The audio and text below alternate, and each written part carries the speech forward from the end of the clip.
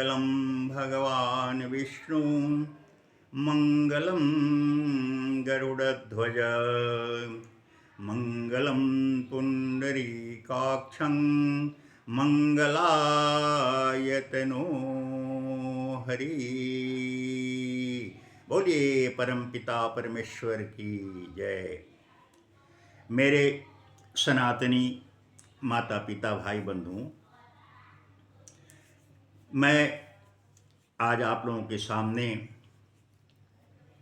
प्रतिदिन पूजा के समय जो आप बत्ती उपयोग करते हैं, दीप बत्ती जो उपयोग करते हैं, उसके संबंध में शास्त्रोक्त विधि क्या कहता है वो मैं आप लोगों को बताना चाहता हूँ। कृपया अगर चाहें तो अपनी डायरी पे इस चीज़ को नोट कर लीजिए, आपके जीवन में बहुत काम आएगा। क्यों कि यदि हम सही रूप में अपनी पूजा पष्ट अपनी इष्ट देवता को समर्पित नहीं करते हैं तो हमें उसका पूरा फल प्राप्त नहीं होता है। इसलिए मेरे माता भाई बंधुओं सनातनियों, कृपया इस बात को आप चाहें तो नोट कर लीजिए। मैं शास्त्रोक्त विधि के अनुसार किस देवता किस देवी को कौन सा बत्ती का दीप जलाना चाहिए, इस संबंध में आप लोगों के सामने ये बात को रखता हूँ। मेरे भाइयों माताओं, सर्वप्रथम मैं आप लोगों को ये बता देता हूँ कि नित्य प्रति जो संध्या के समय हम लोग दीप जलाते हैं अपने घरों में, शाम के समय जो संध्या काल में जो दीप जलाया करते हैं उसमें आप लंबी बत्ती का उपयोग करें और रुई की बत्ती का उपयोग करें। लंबी बत्ती हो और रुई की बत्ती हो। इससे क्या होगा, आपके घर में सुख समृद्धि आएगी, आपकी वंश वृद्धि होगी। यहाँ पे गोल बत्ती का उपयोग कदापि न करें। और मेरे माताओं मेरे बहनों, अक्सर आप घर के मुख्य दरवाजे के सामने संध्या काल में प्रदोष काल में अक्सर दीप रखा करते हैं, जला करके दीप रखा करते हैं। मेरी आपसे विनती है कि घर से बाहर निकलते समय मुख्य दरवाजे के दाहिने तरफ जलते हुए दीप को जलाना चाहिए। यहाँ पे भी वही लंबी बत्ती का उपयोग करें और उस दीपक का मुख पूर्व की ओर रखें। वैसे दक्षिण की ओर भी रखने का शास्त्रोक्त विधान है, लेकिन मेरा ये कहना है, मेरा जो अनुभव कहता है कि उस दीपक का मुख पूर्व की ओर रखें और मुख्य दरवाजे के बाहर निकलते समय दाहिने तरफ प्रदोष काल में जो दरवाजे पे दीप जलाते हैं वो दीप रखिए। मेरे माताओं मेरी बहनों,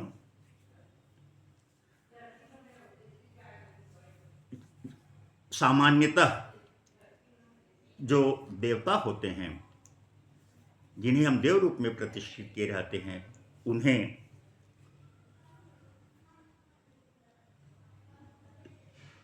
गोल बत्ती का उपयोग करना चाहिए और जितने हमारे देवियां हैं उन देवियों के पूजा में हमेशा लंबी बत्ती का उपयोग करना चाहिए। जैसे आपको उदाहरण के स्वरूप में मैं बताता हूँ, हनुमान जी का के सामने जो हुआ, विष्णु जी के सामने जो हुआ, शिव जी के सामने में हुआ, वहाँ गोल बत्ती का उपयोग दीप में किया करना चाहिए। इससे क्या होगा, आपके ज्ञान में वृद्धि होगी, आपका घर में मंगलाचरण होगा, सुख शांति आएगी। मेरे बंधुओं, लक्ष्मी जी की पूजा हुआ, लक्ष्मी जी के सामने, दुर्गा जी के सामने लंबी बत्ती का प्रयोग करें। इसी तरीके से हमारा शास्त्रीय विधान कहता है कि पितरों की पूजा में, जैसे पितृपक्ष हुआ या पितर के लिए दीप जलाते हैं, उस जगह पे लंबी बत्ती का प्रयोग करें। इससे क्या होगा, वंश वृद्धि, लंबी बत्ती वंश वृद्धि का प्रतीक है और घर में सकारात्मक ऊर्जा प्रदान करता है। मेरे सनातनी बंधुओं, आप अक्सर शनिवार के दिन पीपल झाड़ के नीचे प्रदोष काल में दीप जलाते हैं, बट वृक्ष के नीचे दीप जलाते हैं, तुलसी बिरुआ के सामने, तुलसी माता के सामने भी आप दीप जलाया करते हैं। इन जगहों पे हमेशा गोल बत्ती का उपयोग करना चाहिए। पीपल झाड़ के नीचे गोल बत्ती का उपयोग करें, बट वृक्ष के नीचे गोल बत्ती का उपयोग करें, तुलसी माता के चौरा के समक्ष आप गोल बत्ती का उपयोग करें। गोल बत्ती जो है सामान्यतः ये शुभ फल को देने वाला है। घर में लक्ष्मी आती है, भाग्य में वृद्धि होता है, घर में सुख शांति आती है और घर की जो नकारात्मक ऊर्जा है उसको सकारात्मक ऊर्जा में बदल देती है। मेरे माताओं, मेरे भाई बंधुओं, अब आपके मन में शंका उत्पन्न होता होगा, कुछ बातें मन में भ्रम पैदा होता होगा कि सत्यनारायण भगवान की पूजा, इसमें क्या करें। तो मेरा कहना है कि सत्यनारायण भगवान की पूजा में आप अक्सर गोल बत्ती का उपयोग किया करें। जितनी भी ऐसी देवताओं का जो पूजा होता है उसमें देव बत्ती का प्रयोग करें, गोल बत्ती का प्रयोग करें। इससे आपको क्या फायदा होगा? इससे आपके घर में लक्ष्मी की स्थिरता आएगी, दरिद्रता दूर होगी और भाग्य में वृद्धि होगा।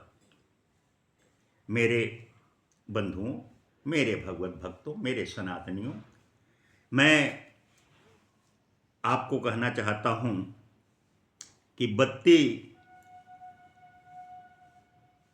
2-3 प्रकार की होती है। तो रुई एक होती है, रुई की बत्ती, कपास की जो रुई होता है ना, उस रुई की बत्ती। रुई की बत्ती का प्रयोग जो हम करते हैं ये सुख समृद्धि का प्रतीक है, घर में सुख शांति लाता है, वंश में वृद्धि होती है।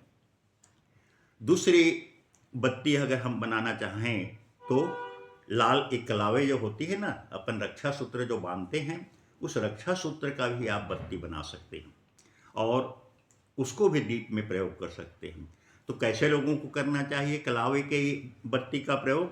जिसका कोई मंगल दोष हो, मंगल प्रभावित जिसके राशि पे कर रहा हो, जिसके जीवन में मंगल प्रभावित कर रहा हो, ऐसे लोगों को कलावे की बत्ती बना करके दीप जलाना चाहिए। कलावे की बत्ती के दीप से आपके जो छुपे छुपाए गुप्त शत्रु भी हैं, उस शत्रु पर भी आपको विजय प्राप्त होगी। मेरे मित्रों, तीसरी बत्ती अपन तीसरा उपयोग कर सकते हैं, कपूर की बत्ती। कपूर जला करके भी आप दिखा सकते हैं।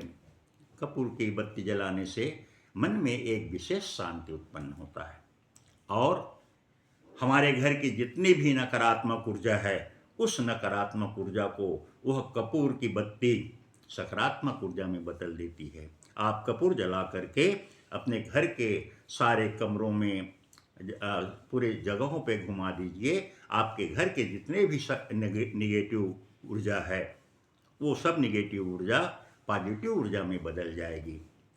मेरे मित्रों, इस समय इस प्रकार से इस बत्ती का विधान हमारे शास्त्रोक्त विधि में बताया गया है। मैंने कई किताबों का अध्ययन करके इन सब बातों को एक मणि की भांति, एक रत्न की भांति खोज करके आप लोगों के लिए यह प्रस्तुत कर रहा हूँ। मेरे मित्रों, दीप जलाते समय दीप की सामने रख करके, दीप ज्योति को सामने रख करके और भरपूर नज़रों से एक टक बिना पलक झुकाए हुए, बिना पलक झपकते हुए दीप को सामने रख करके इस मंत्र को आप बोलिएगा। आपके जीवन में देखिएगा कितना ये प्रभाव करता है आपके सारे संकटों को, आपके घर के सारे अशांति को, आपके घर के सारी नकारात्मक ऊर्जा को दूर करके आपके मन में विशेष शांति पैदा करेगा। मेरे माता भाई बहनों सनातनियों, इस मंत्र को आप दीप को सामने ऐसा रख करके जरूर उसको एक टक निहारते हुए, एक टक देखते हुए इस मंत्र को बोलिएगा। आप चाहें तो इस मंत्र को नोट कर लीजिए। दीपो ज्योति परम ब्रह्म, दीपो ज्योति जनार्दना, दीपो हरतु मे पापम, संध्यादीपो नमस्तुते, शुभं करोति कल्याणं, आरोग्यं सुख संपदां, शत्रुबुद्धिं विनाशाय दीपज्योति नमस्तुते। बोलिए दीप ज्योति भगवान की जय।